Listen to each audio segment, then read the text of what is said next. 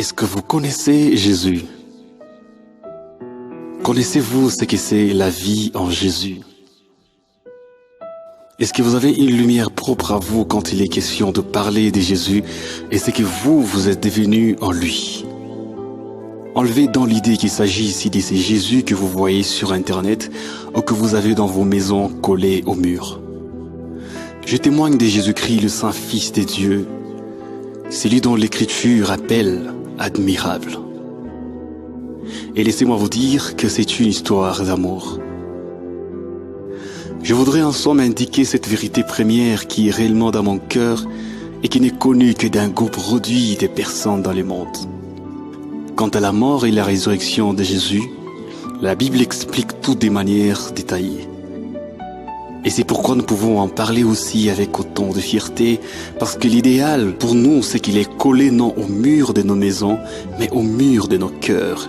Il est écrit « Maudit soit quiconque est pendu à un arbre ». C'est justement de la croix dont on parle ici. La croix était une sentence pour les hommes qui étaient jugés barbares. Mais est-ce que Jésus a-t-il péché pour mériter ses sorts? Bien sûr que non. Mais Jésus s'est personnellement engagé pour donner sa vie sur cette croix, afin que nous ne puissions pas nous acquitter comme d'une dette pour être sauvés. C'est là qu'il a pardonné de bon cœur nos fautes. Et nous ne sommes plus le fils de la perdition comme autrefois. Par contre, nous sommes devenus par relation directe les enfants de Dieu, c'est-à-dire une priorité exclusive du Dieu Tout-Puissant, parce que tout est déjà accompli. Jésus-Christ est mort et ressuscité, mais il n'est pas seulement mort, il est ressuscité.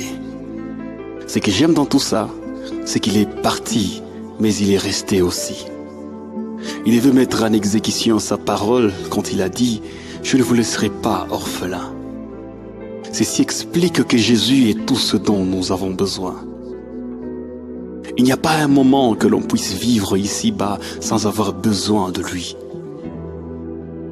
Vous pouvez lui dire dans vos prières « Jésus est notre bonheur ici-bas.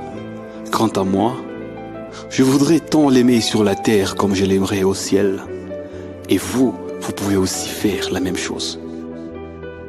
Le tout, c'est de lui être fidèle, comme lui-même était resté fidèle envers celui qu'il avait envoyé jusqu'à accepter une mort honteuse.